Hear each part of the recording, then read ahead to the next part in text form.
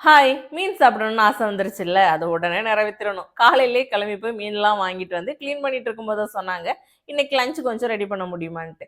சரின்ட்டு கடகடான்ட்டு இது பாதியிலே விட்டுட்டு, அப்படியே லஞ்ச் ஒர்க்க ஸ்டார்ட் பண்ணிட்டேன். சாப்பாடு ஆயிட்டு இருக்குது, ஃபிஷ் குழம்புக்கும் எல்லாம் மிக்ஸ் பண்ணி அடுப்புல வச்சுட்டேன். இந்த டைம் தான் சொல்றாங்க, பிரேக்ஃபாஸ்ட் மட்டும் போதும், நான் மத்தியானம் சாப்பிடுறதுக்கு வந்துருவேன்ட்டு. மழை வேற வர மாதிரி இருக்கு, எப்படியும் வரமாட்டீங்க, ஒரு 15 மினிட்ஸ் வெயிட் பண்ணுங்கன்னு சொன்னேன், கேட்கவே இல்ல, கிளம்பிட்டாங்க.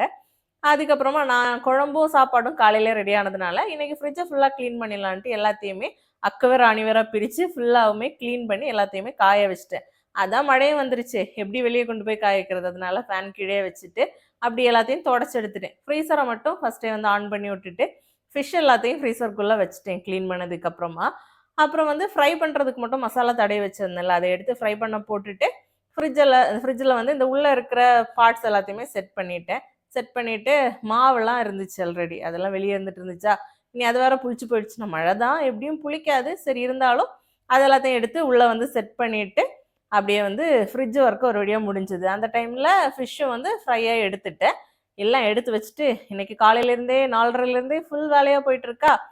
வெளிய பார்த்தா மழை தான் கொட்டிட்டு இருந்துச்சு. சரின்னு தலை ஃபுல்லா ஒரு நல்ல ஆயில் பாத் பண்ணலான்ட்டு நல்லா மசாஜ் பண்ணி, ஒரு ஆயில் பாத் எடுத்துட்டேன்.